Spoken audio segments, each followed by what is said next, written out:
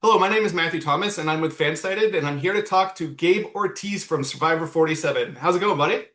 I'm doing all right. How about yourself? Great, great. Thank you so much for joining me. Yeah, no, this is awesome, man. Once you sent me the invitation to do it, I've just been counting down the days, and we're finally here. So I wanted to talk to you specifically because I feel like this season it has a few players that are reminding me of you in different ways. So like Okay. when you were playing in 47, I loved the fact that you were there like to have fun, to mess around with people and like just have like push the envelope of what had been happening, especially since the new era of Survivor. And this season we have people like Jake, for instance who's go around stealing people's shoes. Now, obviously, you didn't do anything specific like that, but I wanted to hear your take on somebody else like going in there and trying to mess with people like that.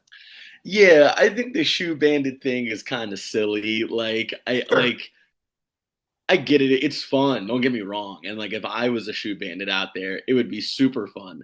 But I just don't know what the gameplay implications of that are, other than like being a little troll, you know? Yep. Like when Russell Hantz was, and I think this is what this is inspired from, when Yep. Russell Hantz was burning people's socks and burying machetes around, it was very clear, and maybe Jake is saying this and it's just not making the edit, but Sure. Hans made it very clear I am doing this to stress people out. I am doing this to break them down mentally so that they will be more malleable to whatever I want to manipulate them to do, which completely tracks, right? If somebody's Yep. really freaking out and they're stressed out and they can't find the tools around camp and they can't find the little comfort items like their socks or their shoes or whatever it may be, then like, yeah, I'm not going to be as focused to somebody who's trying to play with my brain.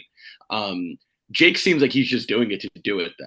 And Yeah. Yeah. so I'm a little curious, like if it's going to lead to anything or if this guy's kind of just, just trolling around the island. But regardless, for us as the audience, it's been very fun and hilarious to watch play out. So I'm curious if he's ever going to throw any gameplay implications behind it. Yeah. Especially since he's like just taking them and he's like moving them like 4 feet that way. It's like what like Yeah, exactly. Yeah. yeah. And he's not But really putting much effort into concealing the identity of the shoe bandit to yeah. Yeah. walk up and be like, "Oh, are those my shoes? Oh, yeah, yeah. Whose are these? Those are Annie's. Oh, okay." And then 10 minutes later, Annie's missing a shoe. It's like, I Yeah. mean, don't get me wrong. I get you're hot and you're tired and you're homesick and you're hungry out there, but can we connect some dots here, people? Like, come on. Yeah, yeah, for sure. The other player that I think is kind of like playing like he's creating a character almost like and but at the same time also being shockingly genuine the rest of the time is Riz God, where he's going out there and he's got this like persona that he throws up occasionally, but then most of the time he's like incredibly genuine out there and super vulnerable. I was curious what you would think of him as a player. Yeah, Rizgod. Yeah. I think he's a lot of fun, and I think what makes him work so well on the screen, and he had a big premiere, but we haven't really seen a lot of him in Yep. the last episode. So I'm curious when the Rizgod resurgence is going to come. Yeah. Um, but I think what works so well about him is that like other than the name, he's not really doing much of a character. Like he No, it's kind of true. just gave himself like this kind of goofy and fun name that people are latching onto. But I don't think that he's like doing a whole lot for the camera. You know, I think he is like just kind of what you see is what you get. And he is this really genuine, very emotional, heart on his sleeve kind of guy that is a big student of the game and is a big fan. Um, and I think that when you combine that with something like a little fun and memeable, like calling yourself the Riz God, you kind of get this perfect storm of must watch Survivor TV. And I'm really happy for him. I mean, he's, like I said, he didn't really get a whole lot of screen time or confessionals in the last episode, but everything we've got from him, I either find myself like laughing or kind of like nodding along in agreement subconsciously. Yep. So yeah, I've been very into Rizzo so far. He's been great. That's what he kind of reminded me of you though, because like from my impression after Survivor 47 was over, that was that you would like the people who you were playing with seemed to like really have built really strong connections with you. Like you would say stuff to them occasionally or whatever, but like I felt like a lot of the like character stuff that you were doing and like I remember before the season where you were like I want to bring back the I'm not out here to make friends kind of thing, right? Yeah. A lot of that to me took place more when you were like in confessionals more than during the game. So that's why it kind of reminded me of you. Because like you said, like Rizgat is being super genuine the vast majority of the time, but then occasionally you will have the like these comments during confessionals so it just reminded me of you in that regard. Yeah, and I think that like the not even just villains, but like the best characters kind of do that, Yep. where the confessional is where you kind of take off your mask and you develop this relationship with the audience of who you really are, how you really want to play, what your real plans are, and what you really think about the people you're playing with. And when you're around camp or when you're in challenges or when you're at tribal, like you kind of put that character back on. Yep. And it work if you're good at it, it works well because when the audience is watching you around camp at tribal and challenges, whatever, like they're in on the plan, they're in on the joke, and they're watching and they're like, I know that's not who Rob really is, or I know that's Yeah. not who Tyson really is. Like, but they don't know, but I know because it's like it's our little secret that he talks about in Yeah. confessionals, you know. And I think Rizzo, whether he realizes it or not, is starting to develop that relationship with the audience, and Yeah. that was something that I was very intentional about trying to do. That Yeah. like I don't think it got a lot of screen time, and I totally understand why it wouldn't in 47. But I got along great with everybody. Like I was like the class clown, I think, of our season, especially once we hit the merge. It was like me and Saul were like big personality guys. Um, and so like I think people saw a lot of my confessionals and not a lot of my camp life, and they were like, "Oh, Gabe's kind of a jerk. Like, you know, they must not like Gabe." But really, it was like that's who I was for you, the audience. But when I was Yeah. around camp, I got along great, and you know, I was cracking jokes and telling stories, and like it was always a good time. Or at least I tried to always make it a good time whenever I was just hanging out with everybody, especially when we had downtime. So yeah, I think like Rizzo is kind of towing that line right now of Yeah. like this character that he presents to people in the public game and the person that he is and the player he's trying to be privately in confessionals. Yeah, I mean, it's interesting you say that too, because like I said, my impression of you was that you had like incredibly strong connections with people out there, and Yeah. like and that you were a real threat to win the season. And I think a lot of where I got that impression from was more from like the exit interviews afterwards, and like even just like the social media activity of you like, because that's one thing I found incredibly remarkable about your season was like how tight knit you guys have all seemed after the Yeah. season has ended. Like wait. I can only think of maybe like one or two other seasons that were like seemed as tight as you guys have been. So like what built like those connections so tight afterwards? Yeah. And I think that's rare because like Survivor at its core is a very dirty game. You Yeah. know, it's like you're lying to people and then you're completely crushing their lifelong childhood dream. Yeah. So it's a breeding ground for bitterness. And I think I don't know what it was. I don't know if it was intentional. I don't know if it was chance, but whatever happened in the casting rooms when they were putting together season 47, they found the vast majority of the cast were just very well adjusted, very intelligent, very emotionally regulated adults that were able to leave an experience like that and say, look, it was a game. Whatever happened out there happened. We're happy for everybody's successes. We are there for everybody's failures. And like, let's get something out of this that is deeper than the 5 weeks we spent in Fiji and the 4 months that it came out on TV. Um, and there are, I wouldn't say that that's 100% of the cast, but like 85, 90% of the cast, like I consider, its own weird little family that I have Yeah. now. I am very lucky to see at least a handful of them, like once a month, if not, once every other month. Um, and it's just the people, Yeah. it's that group of people that by chance or by intention, by the casting crew came together. We really all just kind of handled it well. And for the things we didn't handle well, we were very eager to be there for each other. Um, That that's and that's Sorry, I don't that's think, interesting to yeah, me because I feel like it's hard to find that many adults anywhere in the world that would yeah, be like right, that. let alone that many adults that want to go out on a TV show and compete against each other. That's Yeah, so it's crazy. and it's funny. I don't want to tell her story for her, but Rachel Lamont, who won our Yep. season, as many people know, she was an alternate for 46. And she, you know, when you're in pregame in Fiji and you're kind of like looking around at everybody, she was like, like I don't, you know, like these people all seem, you know, interesting, but I just the initial like these are my people isn't like hitting me. And she was like, if I ever get called back, I really hope it's just a cast of just normies, just normal people, regular, normal, like not uninteresting, but like, you know, Yeah. not dramatic people. So if there's anybody to give credit to, it's Rachel. She manifested that, and then she gets cast on 47 next year, and she gets her 47 normies. And it's funny because you look at the transition from 46, where there was so much drama, like Yeah. even after the game, and you know into the real world, there was so much drama and you know so much pot stirring and things like that. Yep. And then you just hit the complete other side of the spectrum with 47. So I'll give Rachel credit for that. She manifested that somehow. Are there any other people in like the season 49 cast that are really standing out to you based on the first couple episodes? Yeah. So I think Sophie on the Blue Tribe has definitely been somebody who has benefited a lot from the amount of screen time that that tribe has been getting. It looks like we don't know, but it looks like we might be in for a disaster tribe here. Um, and if that is the case, then I think that she is the most well insulated person within that tribe. I think that like if they were to go to tribal two or three more times, I don't think she gets voted out at any of those. Yeah. And I think it's because she has this very close relationship with Jake right now, Yep.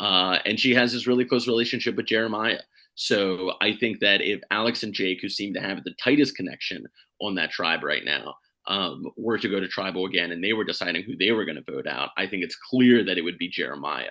And I think that Sophie is somebody who's in a position where she can either choose to go with the majority of Jake and Alex and just stay safe and live to fight another day, or she has the relationship with Jeremiah where she can kind of try to scheme something with him and force a tie, or you know, do something interesting to maybe break that duo that Jake and Alex seem to have. So I think she has the most options ahead of her if Yep. they were to go to tribal again. And I think she's somebody that nobody is going to be throwing her name out if they go again. So I think she's been really, really impressive so far. I'm excited to see what the rest of her game holds. On the Yellow Tribe, Hina, I think it's called, we haven't really gotten a lot of screen time there. Um, but I have to say, MC is doing something that is making me so happy. Because when we have this three tribes of six people format, it Yep. always leads to the same thing. Like it always leads to the same thing. And they're being, I don't know if this is again intentional or not, but the editing this season has been very blatant about this. That you have six people, four people come together. They say, no matter what, we're not going to vote for each other. Two people are on the bottom. And then if you go to tribal, you decide which of those two people you want to leave. If you go again, then you vote the other one out. Hopefully by that point, you're getting to a tribe swap or a merge, right? Yeah. And it happens every single new era season. And the thing is, it's not the fault of the players. That's the most No. strategically sound thing that you should be doing. So if 100%. anybody's watching this or reading this or listening to this and you want to go play Survivor, you're going to go play Survivor, go be part of a four-person majority and decide the two people on the bottom, and you'll probably make it to the next round of the game. Yeah. But what MC is doing is MC was brought in as clearly the fourth member of a four-person majority on that Yellow Tribe. And she kind of thought, you know what? Like, why would I want to be the fourth person here? Like, let me go to the person they're targeting and let them know and say, you know what, hey, like I want to keep you in the game. Like, what can you and me do here to maybe try to break up this, you know, what they think is a foursome, but really it's a trio. Yeah. And that's exactly what I did on 47, right? Yeah. Where there was a trio of TK, Kyle, and Tiana, and they kind of brought me in as the fourth. But I knew from hour one, day one, that I wanted to work with Sue and I wanted to work with Caroline. So like I was like, you know, yeah, I could be in this four-person majority. And as long as we can avoid going to tribal three times, I know no matter what, I'm going to be safe. Because Sue will go very easily, Caroline will go very easily after her. But what if I didn't do that? What if I went up to Sue and I was like, hey, they're coming after you and you're Yep. not going anywhere? So what if you, me, and Caroline came together and we try to throw a wrench in their plans and we break up this majority Yep. and we try to put ourselves on the top instead of me being on the bottom of whatever the majority is? And it worked out great. Now, look, that could have blown up in my face and it could blow up in Yep. MC's face in 100%. 49, which is very interesting. Sue could have ran over to TK and Tiana and Kyle and been like, hey guys, Gabe just ratted on all of you that you're voting me out. And like clearly you can't trust him. So what if instead of voting me out, I'm showing you a display of trust here and honesty? What if we Yep. vote Gabe out who ratted on you? And that could happen to MC. It was Sophie, I believe, who she went up Yep.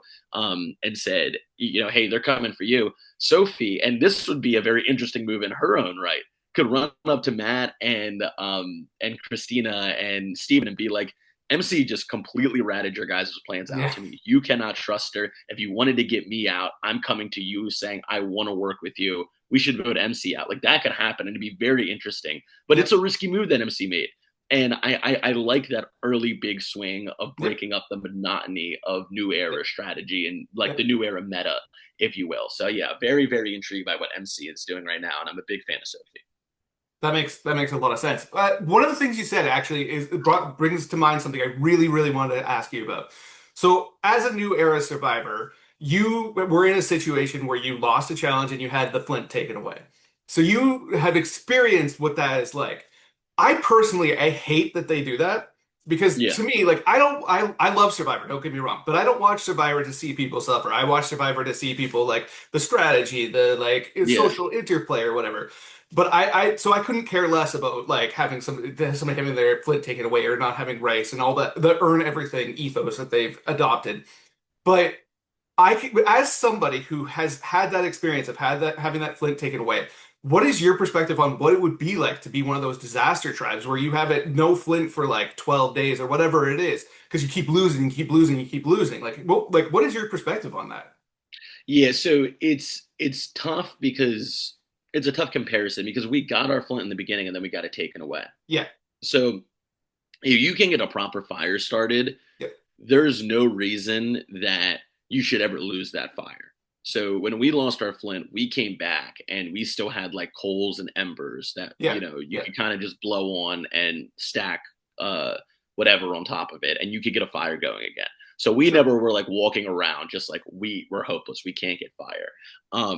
But what I will say is that not having that fire, I think, is like quite a big deal. Yeah. And the reason is because of there's something in our primate monkey caveman brain, some Yeah. part of that that is very calmed by fire.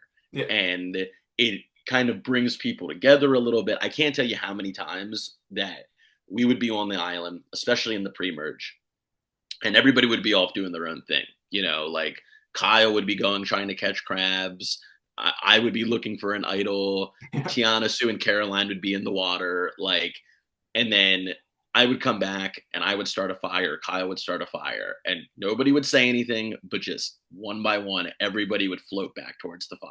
And then you kind of blink, and like everybody's in a circle sitting around the fire. And it's this unspoken, we're just drawn to Yeah. it. I don't know what it is. And it just has this like calming effect. And it's like, so I think that when you're dealing with like being as homesick as you are, when you're as hot as you are, and apparently 49 is a very hot season Yeah. from everything Yeah. we're hearing, when you're as hungry as you are, when you're just so stressed out, and especially in those early days where you're really stressed out and like the hunger and the fatigue are hitting you really, really hard. Something about having that fire, that warmth at night, like it's one less thing you don't have to worry about. Yeah. So I think it does have a profound effect on the Yeah. the people who don't have it, and I wish that they could do a better job showing that in the edit. And I don't know if that's the producers asking more pointed questions about it in confessionals. I don't know if it's Jeff bringing it up at Tribal, but there is a profound effect of like having that fire and not having, and how calm it Yeah. is, how community building it is. Um, and so and then also, for utility, It's nice to be warm at night when it gets cold. It does wonders to keep bugs away. So on Tuku, we actually had two fire pits. We had one for like warmth when we were sleeping, and we had another one that would fill the shelter up with smoke. Nothing too bad, but Yeah. uh, enough to keep bugs out. So it's like it does a lot of these like just subconscious and utility things that Yeah. make life just like 5% easier. And when you're living life on 0% on Survivor, that 5% means a lot. So yeah, it sucks is the short answer. A very long-winded way to say, yeah, it sucks to not have fire. Yeah, and I agree. I agree. Like, it doesn't make any sense to me to have that, and then basically, when you're watching the show, you don't really have that presented to you in any real way, other than the moment where he takes the Flint away. Like, it has Yeah, no effect on the show. And like I said, I'm all about like the strategy and like the social elements of yeah, it. That's always been the parts of the show that interest me the most. So I just don't see any value in that. But yeah, also want to talk to you about Survivor 50. yeah. So when the cast was announced for Survivor 50, I, like a lot of other people, was outraged. But and one of the things that I was like, "Are you kidding me?" Like, I did not understand why there were so many new era players in there. But beyond that, if there was going to be that many new era players, one of the things that drove me nuts is why weren't there more 47 players? If there's going to be 348 players, why wouldn't there be like Teeny? Why wasn't Teeny out there? Like, they're such as would have been so great to see them on the season. So, like, what is your perspective on like the fact that there was only one season 47 person out there? You're preaching to the choir, brother. Yeah, I don't know. I can say that I know that there were more than one that were in the running for it. Um, and they ultimately decided to just go with Genevieve, who I think is a fantastic representative for our season. sure. That is, and I'm the only thing I care about for this season. I'm excited to watch it. I'm a fan and Yeah. everything. But the only thing I truly deeply care about is I want Genevieve to go out there and either win or kill everybody on the island trying. Um, but yeah, I think that the casting for season 50, the theme is like in the hands of the fans, Yeah. which is silly. But I think really what the theme should have been is, oh, I remember that person. Like Yeah. I think that's what the casting was. Yeah. And so it was either you were like this person that is like a bona fide legend, like Suri. Oh, I remember Suri. And this is I'm talking about like casual fans, people who Sure. watch on Wednesday and then forget that it Yep. exists until next Wednesday, which is the vast, vast, vast Yep. majority of the viewership. So it's like, oh, Suri, oh, I remember them. Colby, oh, I remember them. Coach, oh, I remember them. And then when you get into the new era, people aren't going to remember folks from 41, 42, 43, 44. And like, they're probably not even going to really remember folks from 47 by the time we get to February. And they will remember folks from 49. And we know there are Yeah. two people there. And they will remember folks from 48 because that season just wrapped up. And so I think that when they were looking at the folks they wanted from the new era, it needed to lean into the recency bias of both the audience and of the producers and the casting team as well. Um, and I really think that's all it comes down to. I wish I had a sexier answer for you, but I think it's literally the casting team was like, we need folks who are not who are not super fans of the show to know as many people on the cast as possible. Yeah. And if we put like Gabe, Teeny, Genevieve, and you know Sam or Yeah. Andy on there, like folks are going to be like, wait, who was that? Oh, okay.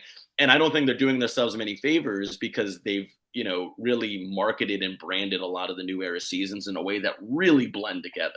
Like Yeah. Yeah.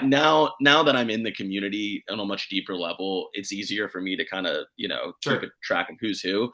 But before I was on the show, like all the time I'd be like, well, they were on like 42, right? It's like, oh no, Yeah. they were on 44. Like, and it's just it scrambles your brain Yeah. because they all just kind of blend together into this one big thing. So it makes it even more difficult to go deeper into your bag of that pool of players from the new era because if your season came out like more than like a year ago, you Yeah. could be on any of the seasons of the new era and Yeah. people It's probably true. wouldn't, like so I think it's just all based on recency bias for new era casting. And that's not to take away from anybody who got casted on 50 from the new era. I think like they're all going to be great. Many of them I know personally. I consider them friends, and I'm Yep. rooting for them to do good. Not better than Genevieve, but I think it's going to be great. But from the technical standpoint of casting, I think it was just who are people going to be able to remember right away? Who are people Yeah. not going to have to do homework to remind themselves who they were, what they did, who they played with, how they performed, which is disappointing. I think that they could give fans a bit more credit. Yeah. And I say that from a very biased place of somebody who wanted to see more of my close personal 47 people out there. Sure. Um, but we'll see how it goes. It's all about how the people play with the opportunity they're given. So it could be awesome. But yeah, I agree. I think there were some big gaps there in casting that they could have filled. Like it's funny like because I consider myself a pretty huge fan obviously Sure. otherwise why would I be talking to you but Yeah, I yeah, completely agree like like 41 42 like it's I find it pretty easy to mix up like who was in which little yeah, group there and the thing about the Survivor 50 cast to me is I don't want to take anything away from anybody who's out there. Like when I say I was outraged, I'm not pretending like I wasn't. I totally was. I was like, yeah, what is this? But afterwards, when I would like think about like individual players that are going out there, I can find like I have the sincere reasons why I'm excited to see pretty much any of and everyone out there. Like Joe Hunter, for instance, I know there was like a lot of people who were upset about seeing him out there, yeah, but like I'm pretty interested to see if he will play differently this time when he doesn't have like Eva out there, where has this person where he's willing to give up his game for, yeah, and where he doesn't have like a bunch of other people who are out there necessarily saying that like they want to play like truth and honesty. Like, can he mix things up like that? Like, so like yeah, literally every single person. I can. There are legitimate reasons why I'm excited to have them out there. I'm just, but at the same time, my mind also goes to like, how is this person not out there or that like for me, like yeah. one of the most egregious like people who were left out of the mix was Johnny Fairplay. Like I do not understand at all why Johnny would not have been out there, considering like if you are gonna have the I remember them, like the person who did the most dastardly thing in the entire Yeah, history of the show and only came back once, and his like return season was kind of a joke because of the situation he walked in there yeah, with his mouth and everything. Like I'm flabbergasted that he's not out there. yeah. And I know Johnny pretty well at this point, and I think he would agree with you. I'll say that. He would agree with you, and if you want to get some sound bites, you should interview him next and just ask why weren't you on 50, and you'll get about 30 minutes of content. Is there anybody else out there that like they like in the history of the show that really jumps out at you as somebody who you would have expected to be out there?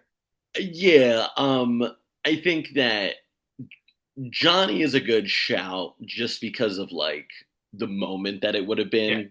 Even if he was the first one out again, just like he would have played into it like so hard and so Yeah. campy and so over the top that like it doesn't matter if you hate his guts, which many people do, or if you're a big fan or if you don't care, you would have tuned in for it. Like it would have been a Yep. no-brainer to tune in for. And I don't know if people are going to feel the same way about like a Suri, Yeah. and no disrespect to Suri, all Yeah. time legend. She's so great, and I've met her in person, and she's fantastic. She's wonderful. But I like it's just not as much of like a TV moment as like Yeah. Fair Play coming out doing it. Yeah. Yeah. Um, Agreed. so like I think that was a pretty considerable miss. Um, like it's tough because I feel like a lot of the people that should be on a season 50, I think Jerry was probably a pretty big miss. Yeah. Um, just because it's been so long since we've seen Jerry. I mean, Heroes versus Villains was her last season, and that aired what, like 10, 15 years ago now at Yeah. this point. And I feel like we've got to see Suri kind of in like this next stage of her life come out Yeah. and play. Yeah. And we've got to see, a lot of different players like Rob and Sandra and like these iconic Yeah. early trend setting players for the show get to be these young 20 somethings out there playing, get to come out a couple times after being like, more well versed in the game. Yep. And then we get we get to see them older. Maybe some of them have families, like maybe some of them have settled into, what their life is going to be for the rest of their life. Yep. And we never got that with Jerry. Like we got to see Jerry like through her 20s and then we never saw her again. And I feel like she's somebody who's very deserving of that opportunity to go out and show the world and the survivor world, like, look at who I am now. Like I've Yep. grown now and look at how I can apply this to this game that we all love, that I love. Um, and I think that she more than anybody really deserved that opportunity. And especially because for two reasons. A, Jerry was somebody who has done a lot for the Yep. Survivor community. Like before, it was cool to do watch parties. Before it was cool to do these charity events. Like Jerry was showing up to them, and she was organizing them, and she was supporting them. And also, like she got a lot of stick for her time on Survivor. Yeah. Like, I mean, she was a villain when it was Yeah. not fun to be a villain. Like Yeah. nowadays, like it's fun to be a villain. It's cool to be a villain.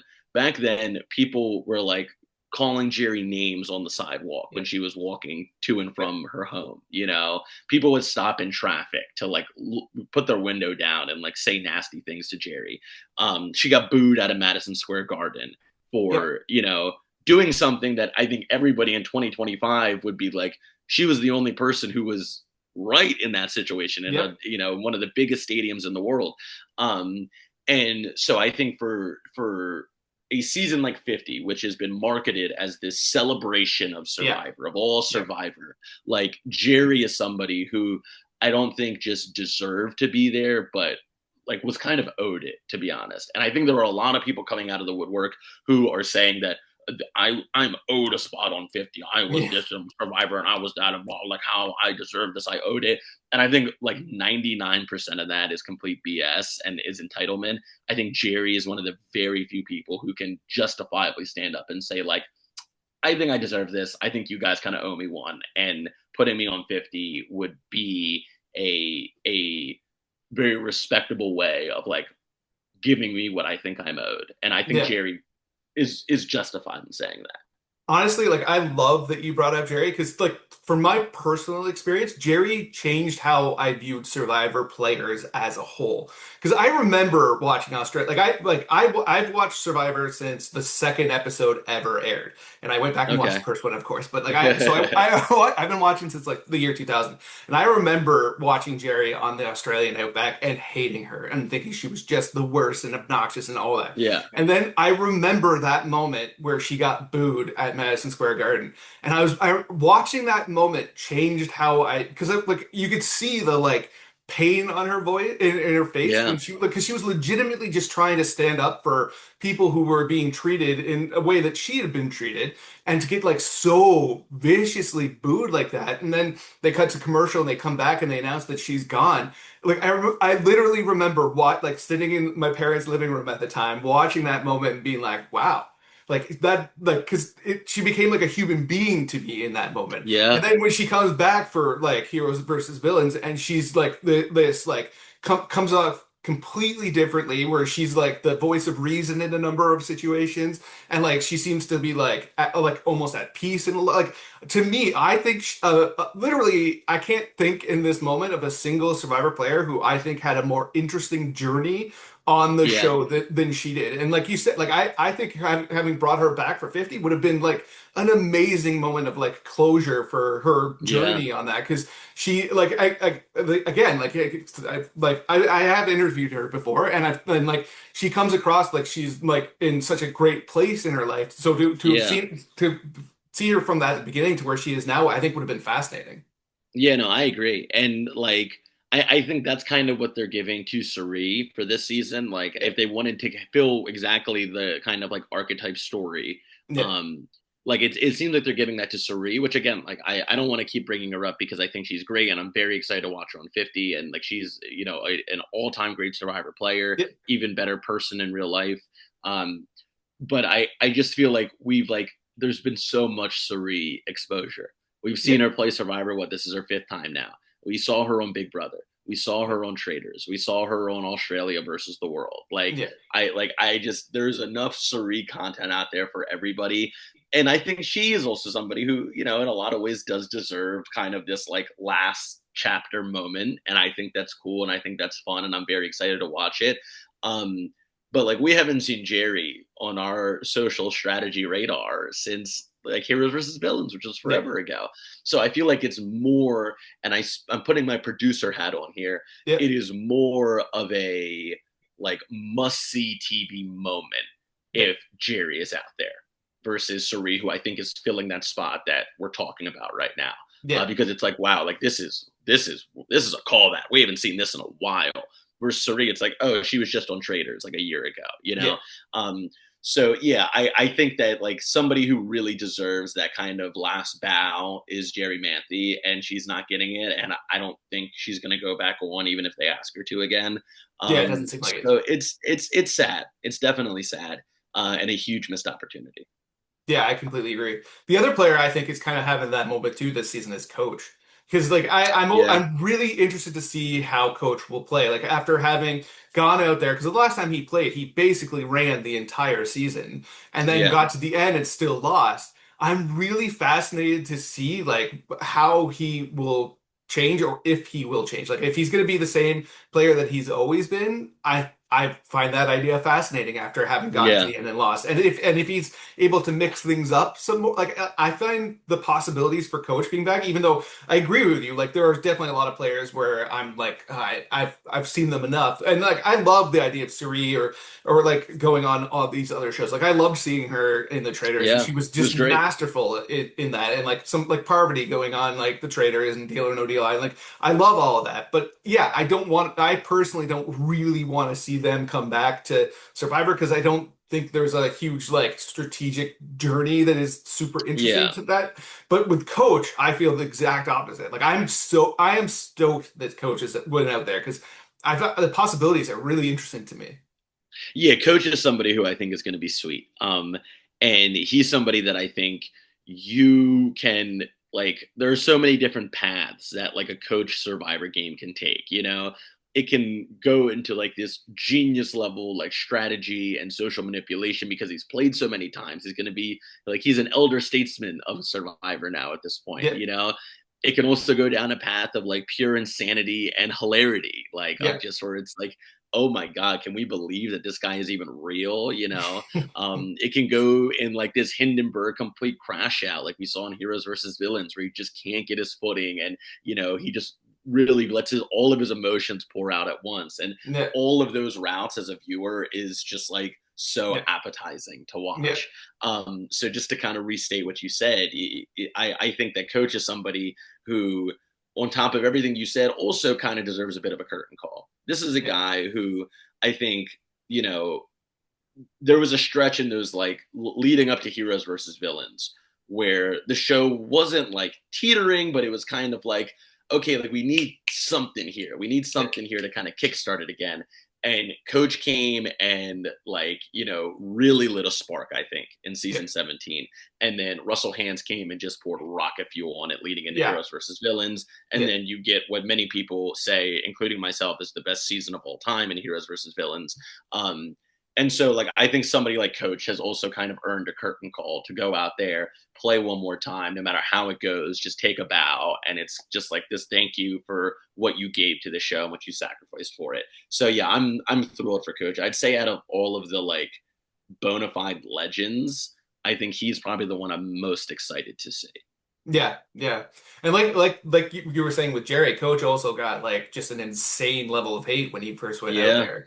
And yeah, like and the thing that's funny about Coach too, like because like people assumed that like all of his boasts were like completely made up. And if you yeah, actually like look into that guy's life story, it is mind-blowing the things that guy has yeah. accomplished. And like he's so good on the like musicianship, like he's legitimately an incredibly remarkable person who also has this like really fascinating way of looking at the world. So having him go back out there, I think is fat. And like you were mentioning like the different opportunities for him out there. Like I really want to see a Coach versus Angelina and I can't say her Keely. Yeah, Those two feuding because like they both see the world in like just their own unique ways. So yeah. like the idea of seeing the two of them go to war against each other and like because I that you know that they would both be 100% convinced that the other person's the villain and they're the Oh hero of the yeah. story. So it'd be amazing to see those two go at it. No, that would be fun. And like it like coach with any of the new era people too, I think would be really fun.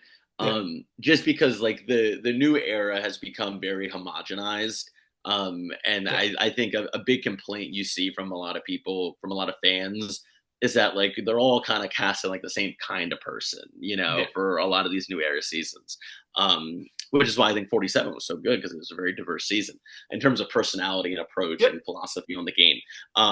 But I think Coach is very unlike any typical Yeah. new era Survivor player. And Yeah. I think that a lot of these new era players are going to go in with this like, you know, very understandably and naturally, this like, well, I'm going to pull on my past experience to inform my new experience. Yep. Um, and like, I think that Coach will leave them totally dumbfounded and be like, Yeah. how do I even like socially or strategically navigate my way around this guy? Like, Yeah. I don't know what to do with this. So Yeah. I'm very excited to see him interact with a lot of the new era people. Do you want to play again? Oh yeah, I'd love to. I Well, the short answer is yes. If my bag is packed, I am ready to go. I would 100% do it in a heartbeat. I'd quit my job again to do it. I quit my job the first time to go do it, and I'd Yep. do it again if that's what it took to go play again. Um, but I don't know. I feel like it's been pretty easy in like eras past to get a read on what they want to do in the future. Yeah. And for the first time, it feels like nobody really knows what they want to do with it. You know, I know that they have casting open right now for 51 and 52, which Yep. kind of insinuates they're not going to be any kind of fraternity season or Yep. mixed bag of fraternity season.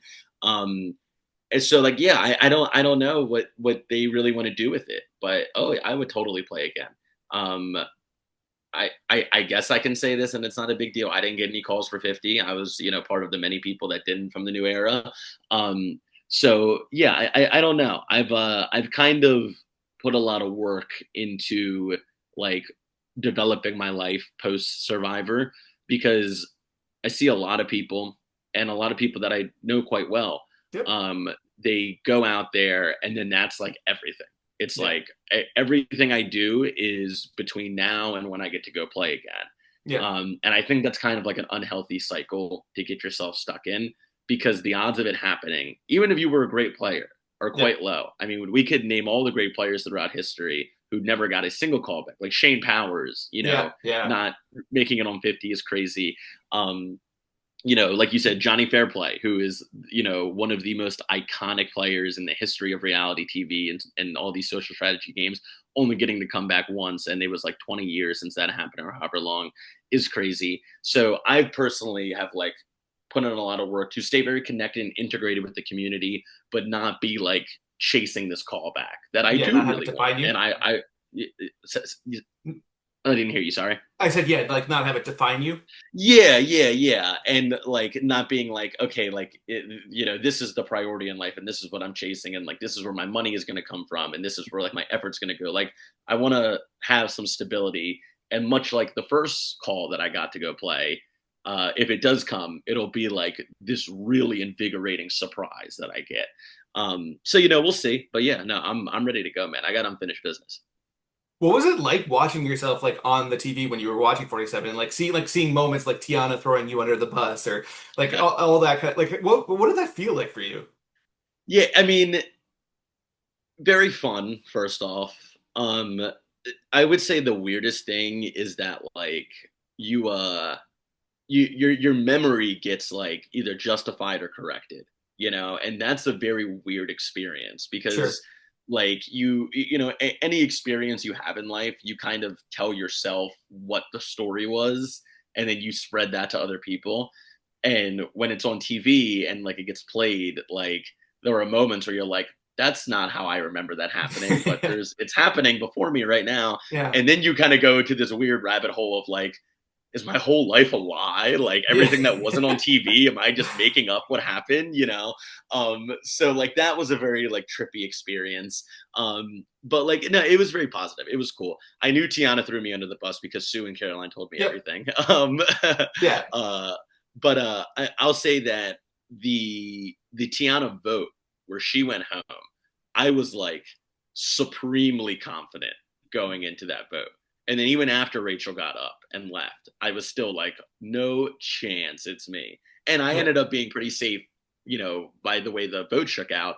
But I didn't realize how much scheming was going on that beach against me beforehand. Yeah. Like, like I was just very convinced that like everybody was like, it is Rachel. We're gonna do Rachel no matter what. Like that's all there is to talk about. Um, and then like when I go back and I watch the episode, I'm like, oh no, like Tiana was making a really concerted effort to try to get me out. Yeah. And on a different day she may have been successful, but it wasn't a different day.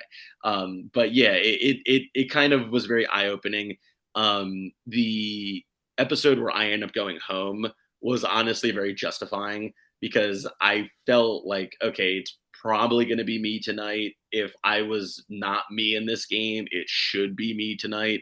Yeah. Um, and then to see that like everybody was kind of like, yeah, no matter what, like Gabe's going home tonight, that kind of felt good because I often ask myself like, could I have done more? And I still ask myself that question, and I still think I Sure. probably could have done more to make an effort, but I think it would have taken like a Herculean effort to keep me in Yeah. the game that night. And finally getting to see those conversations happen on TV were very validating for how I was feeling in the game when that went down. But yeah, it was fun to watch me on TV. It was really fun. And it's just like, this is the cliche of it all, but I got to take this crazy wild experience I had and I got to share it with like all my loved ones and my friends Yeah. and my family. And that's by far the coolest part is that I spend 3 months, like telling people stories and kind of Yeah. being like, well, I can tell you this, but I can't tell you that and blah, blah, blah. And it's just this big release when it comes out. And it's like, Sure. for the premiere at least, it was crazy. I had like everybody from every walk of life through every era I've had in my life from kindergarten to, middle school to high school to college and where I'm at now, like everybody all in one place together. Um, and just like the release when the episode started that I could feel in the room because I just knew I had so many people who were waiting to see this from like even before I got casted when I was just Yeah. saying like I think I might get this, you know, up until the premiere episode, it was just this like, oh my God, like Yeah. finally, like we get to see what the hell this was. So that was a very cool, very unique feeling. I don't know what else I could do to like get that feeling again. Even if I played again, I don't think it would be like that. Yeah, I can imagine. When I think about like watching you on TV, like I really enjoyed you in 47 because I thought you were like a character and you were a lot of fun. But there's three moments that like when I think of Gabe, I think of these three moments. And I was curious Okay. like what it would have been like being you watching those moments play out. Yeah. Like the Indiana Jones line where you were like, I want to be Yeah. Indiana Jones out here, like because it was like Yeah. so pure and like entertaining. And then like the dance, of course. Sure. Yeah. Like I have to ask, like because like when I was watching that dance moment, like you could see Jeff behind you. I don't know that he was buying into that moment. And like like did you have any regrets watching that moment when you saw it on TV? Oh, absolutely not. No, no, no, no, no, Okay. no, no, no, no, no, no, no. Well, because the what I say is I'm like, can I hit a dance for the people back at home? Yep. And that's the thing. That was a very literal statement. Like, if Yeah. you didn't get it, it wasn't for you, Yeah. And you had one of two reactions, and I've gotten one of two responses to it. It was either like, that was kind of weird. Like, what the hell is that? Or you're from Baltimore or you're from Maryland and you oh my God, he's doing the thing. Oh my God. Oh. And so it's like, yeah, like if you didn't get it, whether you're somebody at home or whether you're, Jeff Probst, like you didn't get it and it wasn't for you. It wasn't meant for you. Don't enjoy it because it had nothing to do with you. It was for Yeah. all the people that I was trying to represent out there. Yeah. And like I obviously made like Baltimore and, putting the city on the map and putting Maryland on the map and the world of Survivor, like a big Yeah. part of my why of why I went out there. So like, there's nothing that could, not even a single regret. Like, no, it was awesome. I got to do the Ray Lewis dance on Survivor. Like, it's the coolest thing I'll ever do until I die. There's nothing I can do to top that. So yeah, like, and this didn't make the edit. But afterwards, Jeff, after I did it and I went back to the bench, Jeff asked me, he was like, Gabe, like, what was that? Yeah. And like, I was so worked up and just like my adrenaline was just like coming out of my freaking eyeballs. Yeah. Like, and then I just like couldn't even get my words together. And I was like, oh, he's number 52. And when he comes out of the tunnel at Ravens games, like everybody goes crazy. And like, that's the general, man. Like, that's the general of the Ravens.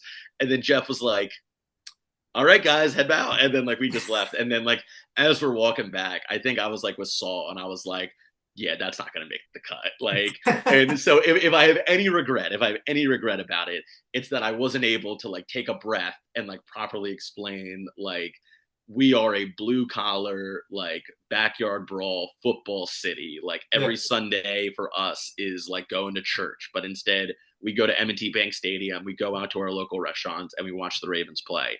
And Ray Lewis is the embodiment of that team and of really of this city, to be honest. And when he would come out of the tunnel, when he got introduced and he would hit that dance, like you couldn't hear yourself think in that stadium because it was just a 10-second sequence that was just Baltimore. When you Yeah, see it, it's just Baltimore. And like I think if I had given it a proper explanation, it probably would have made the edit and people probably would have gotten it a bit more. But sure, at the end of the day, like I said, I didn't care if you didn't get it or if you thought it was cringy or whatever. Cause like again, it goes back to the original statement. It wasn't for you, sure. you know? Yeah. Like it's like if you were to get somebody a birthday gift and somebody like at the party was like, that's a bad gift. It's like, bro, well, good thing I didn't get it for you then, right? Like, you Yeah. know. Yeah. So no, that was awesome.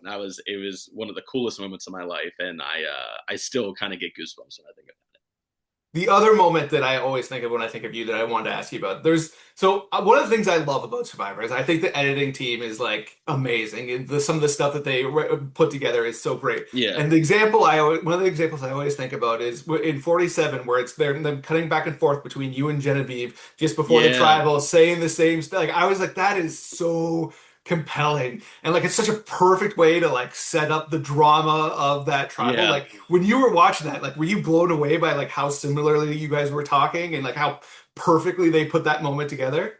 Yeah, I thought that was like some of the best editing of the season. There were two edits that like I was involved in that I thought were just like so good, and it Yeah. was that one, and it was the one with Tiana where she's like trying to save face after throwing me under the bus, Yeah. and I'm like in the confessional, and Yeah. I'm like, and I know Tiana's lying to my face, and I'm Yeah. sitting there just going, mm-hmm, and then it Yeah. cuts to me in the real time conversation, and I'm Yeah. like, mm-hmm, and I'm like, yeah. And then I sit there and she says another line. And I go, yup. And then it cuts to me and I go, yup, right to her face. I thought that was great. Yeah. But for the Genevieve one, like, I think that in the moment, I was like, Genevieve just skyrocketed her threat level by taking out Saul. I am spreading the word really, really hard that like that was Genevieve's move. And it was. Mhm. Um, so I always kind of thought like if I don't go or if she doesn't go tonight, she's going to go very very soon, you Yeah. know. Um and um so to see her have like a lot of confidence in like if I don't go tonight, then like I have a great path forward. You know, like Yeah. I never conceptualized that for her game. And then little do we know, like she goes Yeah. and she gets fifth place and like makes this awesome run and is part of Operation Italy and like, you know, Yep. wins an immunity challenge and like, you know, all these great things. So that was very eye-opening to me. That Yeah. like she was in a place where she was like, I just need to get through tonight, and then like my path is like so set to make a run at this, and that's exactly how I was feeling. Yeah. um but you know like again there was I said in a confessional and it didn't make it like for days in advance, like rounds in advance, I had that tribal council in my brain. I Yeah. was like, we're going to get to the point where there's going to be 4 Tukus left, there's going to be 9 people left in the game, and if I can get through that ninth place tribal council, like we can actually brute force our way to the end here. Yeah. Like maybe we have to survive a rock pool, but like as long as everybody keeps their heads on straight, we can have 4 Tukus in the final four. Like we can Yep. Reba for this thing here. So I was thinking about that at like the Rome vote, to be honest, is when I started thinking about it. And I have a confessional that day where I get voted out, where I say something along the lines, and it didn't make the cut, but I'm like, if I'm playing with the caliber of players that I think I'm playing with, they should take me out tonight. Yeah. And if they don't take me out tonight, then like I think I'm gonna go win. And I do think that those were the stakes. And I think Yeah. everybody I was playing with like also understood that like those were kind of the stakes of the round. So like I kind of wish that that made the edit just to show that like I was thinking about this and I knew like how big of a vote this was going to be. But I Yeah. think it was almost better that they let the drama build a little bit, you Yeah, know? as So a viewer, I think they made the right choice, to be honest. Like, I yeah, yeah, completely yeah, understand why you would want that in there, but I yeah, yeah. totally think they made the right choice. No, I agree. I agree. And then it ended up being like a really fun episode, you Yeah. know? And like a lot of people say that it was kind of boring, and maybe it's just because like I was there and it's my friends that I get to like watch that episode in. Sure. But like I think that's an awesome episode. Like I think Yeah. it's so much fun.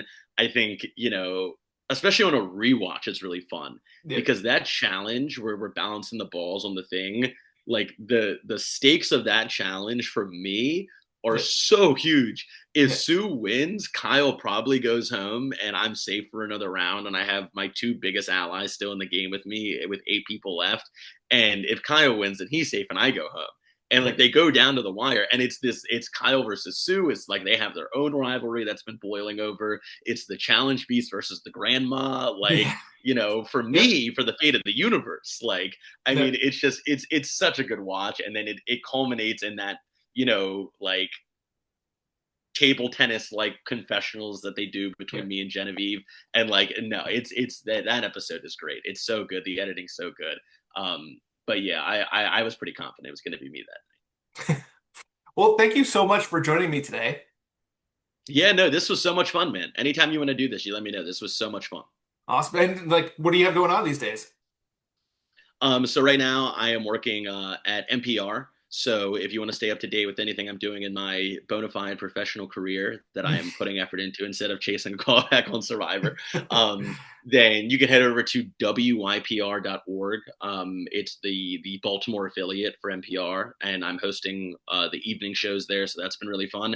And in terms of the Survivor world, every Tuesday at 7:15, I'm doing Gabe's Big Move. It is a show I'm doing on Johnny Fairplay's podcast network, the reality after show on YouTube, but I also stream it on my Twitter page if you want to watch it there. And it's been fun. It's just like doing like more big picture philosophical survivor content. Like Yeah. I think there's a lot of like we're going to preview tonight's episode and then we're going to recap tonight's episode and then we're Yeah. going to interview somebody about tonight's episode that we just watched. And that's cool and that's great and I like that content, but there's just a lot of it. Yeah. So I kind of do like bigger picture things that can apply to any season. You can watch it in the off season. It hits just as hard as it does in the regular season. Like I did an episode about what does it really mean to be a villain in Survivor. Mm. I did an episode about how social threats in Survivor have evolved over time. That being a social threat in 2002 does not mean the same thing as being a social threat in 2025. So just like more big picture stuff like that I think people are really into, and it's been really fun. So you can check that out again on my Twitter page Tuesday nights or on the Reality After Show on YouTube if you want to go watch some of the episodes that you might have missed. But yeah, it's been fun, man. It's been a really good time. It's about a year out since our premiere, Yeah. and it's crazy. It's crazy. Time flies. Yeah. Yeah. Well, thank you. Like I said, thank you so much for joining me. It was a lot of fun talking to you.